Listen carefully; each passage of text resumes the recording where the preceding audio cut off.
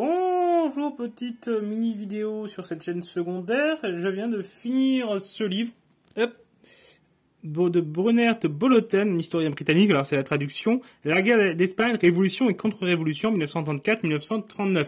Gros pavé d'1 millier de pages. Bon, après il y a aussi toute la partie carte et annotation qui est annexe et tout ça qui prend bien 200 pages.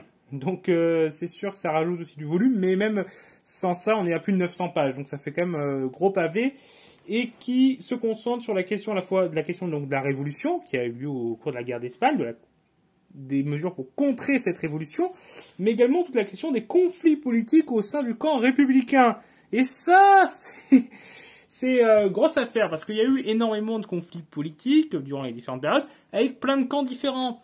Les anarchistes, eux-mêmes divisés entre les intransigeants et ceux qui étaient favorables à collaborer avec le gouvernement au vu de la situation.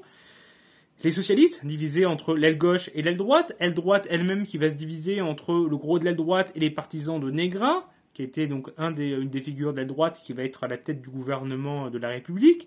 Les communistes, les républicains modérés, les régionalistes, basques, qui vont être plutôt des catholiques conservateurs, mais anticentralistes, les catalans.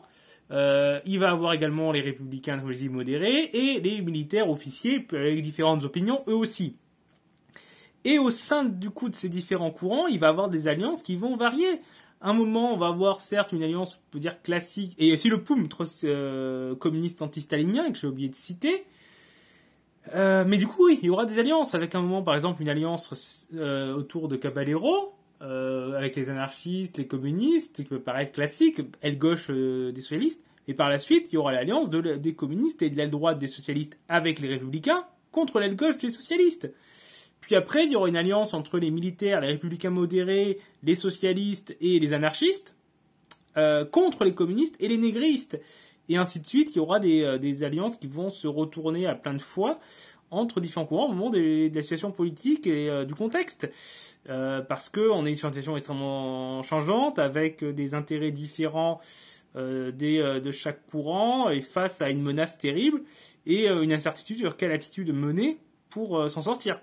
Donc forcément, il y a beaucoup de choses à raconter.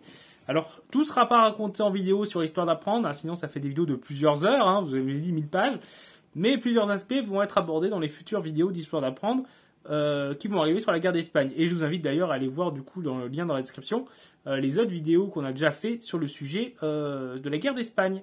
Voilà.